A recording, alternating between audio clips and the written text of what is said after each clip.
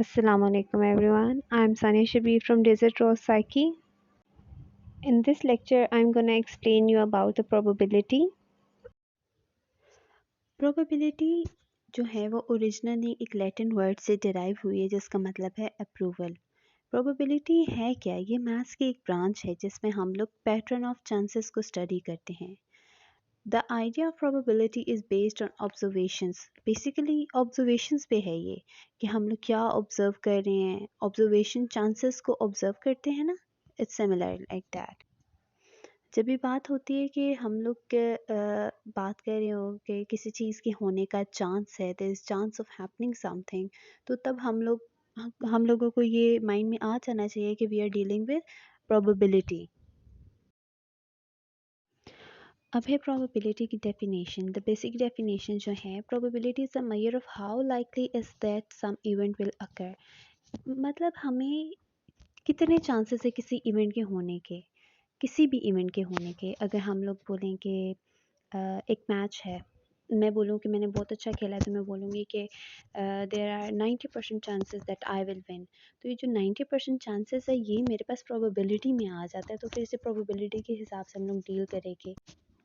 अब अगर हम लोग सिंपल वर्ड्स में बात करें तो the chance of occurrence of an event is called probability. किसी इवेंट के होने के कितने चांसेस हैं, ये हमारे पास प्रोबेबिलिटी होती है। अब अगर हम लोग मैथमेटिकली बात करें, मैथमेटिकली हम लोग कैसे एक्सप्रेस करें प्रोबेबिलिटी को, तो पी ऑफ ए यानी probability of A is equal to the number of favourable outcomes. कि किस आउटकम की बात हम लोग कर रहे हैं, divided by number of all possible outcomes. Total outcomes कितने हैं। जैसे कि अगर मैं 2 कॉइन्स टॉस करती हूँ तो हमारे पास 4 आउटकम्स होते हैं, head head, head tail, tail head या टेल टेल। 4 आउटकम्स है। अगर मैं बोलूँ आपको कि आपने प्रोबेबिलिटी फाइंड करनी है 2 टेल्स, तो ये जो 4 सैम्पल स्पेस हमारे पास आए हैं, इसमें से सिर्फ एक है जिसमें हमारे पास 2 टेल्स आई हैं, तो 1 है। और टोटल आउटकम्स कितनी हैं? 4। फेवरेबल आउटकम हमारे पास है 1 और टोटल है 4। तो ये हमारे पास क्या आ जाएगा? 1/4, अगर हम लोग इसे इस फॉर्मूला के तहत देखें। अब इसके बाद हमारे पास रेंज क्या होती है प्रोबेबिलिटी। प्रोबेबिलिटी हमेशा हमारे पास 0 और 1 के दरमियान लाया करती है। अब 0 और 1 हम लोग कैसे असाइन करते हैं? फिर अगर एक इवेंट जो है श्योर है कि ये होगा, it is sure that this event will happen. जैसे कि एक बंदा कहता है कि उसने 100% तैयारी की और उसका पेपर में 100% हुआ, तो ही इज़ श्योर कि वो फर्स्ट पोजीशन स्कोर करेगा, तो ये हम उसे प्रोबेबिलिटी 1 दे देंगे क्योंकि वो एक श्योर इवेंट है। फिर कुछ इवेंट्स होते हैं जिनके बारे में हम लोग श्योर नहीं होते, they are impossible to happen या कभी नहीं हुए होते, तो उन्हें हम लोग प्रोबेबिलिटी 0 दे देते हैं। लेकिन कुछ इवेंट्स होते हैं जो चांसेस होते हैं, जैसे वेदर फोरकास्ट वाले हमें कहते हैं कि कल बारिश होगी, तो there are chances of rain. ज़रूरी नहीं है कि बारिश हो, कई दफ़ा प्रेडिक्शन गलत भी हो जाती है, तो उसमें हम श्योर नहीं होते इसकी प्रोबेबिलिटी 0 होगी या 1 होगी, इन दोनों के दरमियान ही रहेगी। लेकिन हम लोग अभी श्योर नहीं होते कि हमारे पास इसकी प्रोबेबिलिटी क्या आएगी। अब जैसे हम लोग डेली लाइफ से कुछ एग्जांपल लें, it is likely to rain today. जैसे अभी मैंने आपको रेन वाली बात बताई, तो इसकी probability we are not sure ये क्या होगी, रेन होगी या ना होगी। देयर प्रिडिक्शंस के होगी। फिर है आई विल विन द मैच, मैं मैच जीतूंगी। हम लोग जो है कहते हैं कि हम मैच जीतेंगे, बट देयर आर चांसेस कि हम ना जीतें। फिर है I will get the 90% marks in the exams. Exams में मैं 90% मार्क्स लूँगी। जैसे अभी मैंने आपको पहले उस एग्जांपल में बताया कि जितनी उसने तैयारी की होगी वो उतनी प्रिडिक्शन अपनी लगाएगा। हम लोग प्रोबेबिलिटी के लिए अक्सर जो है डाइस यूज़ करते हैं, कार्ड्स यूज़ करते हैं, हम लोग कॉइन्स यूज़ करते हैं। ये इनसे जो है प्रोबेबिलिटी निकाली जाती है। जो क्वेश्चंस वगैरह होते हैं वो भी इन्हीं पे बेस्ड होते हैं। अब है कुछ कॉमन टर्म्स जो हम लोग प्रोबेबिलिटी में यूज़ करते हैं। जैसे अभी मैंने बीच में बोला था आउटकम्स, इवेंट बोला था, और सैम्पल स्पेस यूज़ किया था। तो ये होते क्या हैं? सबसे पहले हम लोग देखते हैं experiment is a situation involving chance और probability that leads to result.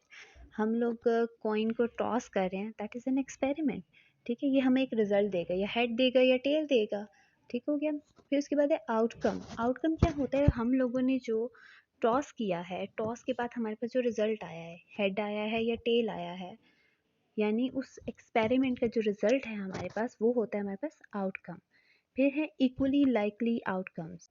Equally likely outcomes का मतलब है कि वो आउटकम्स जिसकी इक्वल प्रोबेबिलिटी हो। जैसे मैं कॉइन को टॉस कर रही हूँ तो इक्वल पॉसिबिलिटी है कि हमारे पास हेड भी आ सकता है, टेल भी आ सकता है। प्रोबेबिलिटी हमें नहीं पता 0 होगी या 1 होगी, ठीक है। We are not sure head होगा या टेल होगा, लेकिन दोनों में से कोई एक होगा, तो दोनों के इक्वल चांसेस हैं, इसे हम लोग इक्वली लाइकली आउटकम्स कहते हैं।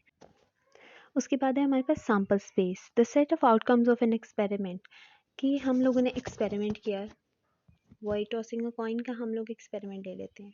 उसमें हमारे पास इक्वल हमारे पास जो पॉसिबल सैम्पल स्पेस है, यानी पॉसिबल आउटकम्स है, वो क्या है, हेड या टेल। अगर मैं 2 ले लूँ, तो जैसे मैंने स्टार्ट में आपको सैम्पल स्पेस बताया था, head head, head tail, tail head या टेल टेल, ये 4 आउटकम्स आएंगे। इसी तरह जैसे जैसे हम लोग कॉइन्स बढ़ाते जाएंगे, आउटकम्स चेंज होते जाएंगे, तो ये जो पॉसिबल आउटकम्स होते हैं, इसे हम लोग सैम्पल स्पेस कहते हैं। ये हमारे पास एक सेट बनता है जिसे हम लोग एस से डिनोट करते हैं। इसके बाद है हमारे पास इवेंट, वन और more outcomes in an experiment. Experiment में जो आउटकम्स आ रहे हैं हमारे पास, उन्हें हम लोग इवेंट कहते हैं। फिर है sample points, each element of a sample spaces का सैम्पल पॉइंट। जैसे ऊपर सैम्पल स्पेस हम लोगों ने लिया है, तो उसमें हेड हेड है, तो ये एक उसका सैम्पल पॉइंट हो गया।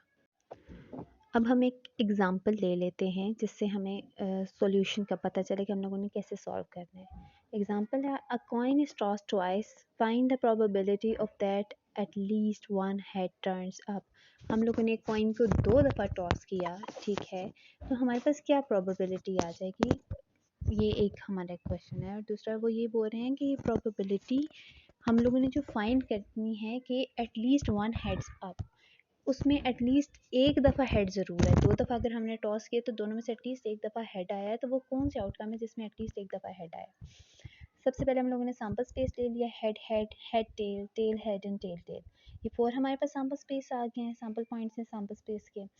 अब इसमें हमारे पास हम लोगों ने ए डिनोट कर दिया है, जो हमें इवेंट चाहिए, कि एटलीस्ट 1 हेड टर्न्स अप। तो हम लोगों ने ए सेट सैम्पल स्पेस में से निकाली है। हमारे पास है head head, head tell and tail head. इसमें हमारे पास 4 एलिमेंट्स हैं, 4 एलिमेंट्स है सैम्पल स्पेस के, जिसमें से 3 हमारे पास ए सेट में आ गए। अब वो जो 3 हमारे पास सैम्पल पॉइंट्स हैं, हर एक की प्रोबेबिलिटी है 1/4। 1 है ना, वो 4 टोटल सैम्पल स्पेस है, जिनमें से वो 1 पॉइंट है, 1 इवेंट है, उसे हम 1/4 कर देंगे। इसी तरह जब हम लोग सॉल्व करेंगे 1/4 हर एक की probability, and there are 3 sample points in a set, तो 1/4 plus 1/4 plus 1/4 is equals to probability. जब हम लोग फाइंड करेंगे, ठीक है, प्रोबेबिलिटी में 1/4 plus 1/4 plus 1/4 is equals to 3/4। अब इसमें हम लोगों ने फार्मूला किया था, आपको याद होगा, probability of A is equals to favourable events over favourable outcomes divided by the total number of outcomes. Total number of outcomes हमारे पास क्या थे, 4, जिनमें से फेवरेबल अगर हम लोग 1 बाय 1 देखें तो 1 है वो 4 में से। तो ये तीनों जो हैं अलग अलग हैं, तीनों की अलग अलग प्रोबेबिलिटी निकाल के फिर उससे हम लोगों ने ऐड अप किया, तो हमारे पास प्रोबेबिलिटी ऑफ ए बन जाएगी, यानी एटलीस्ट 1 हेड टाइम्स अप। जी, ये थी हमारे पास प्रोबेबिलिटी की बेसिक्स। आई होप आपको समझ आया होगा हमारा आज का lecture. Thanks for watching, do like and comment and subscribe to our channel and stay connected for the next lecture.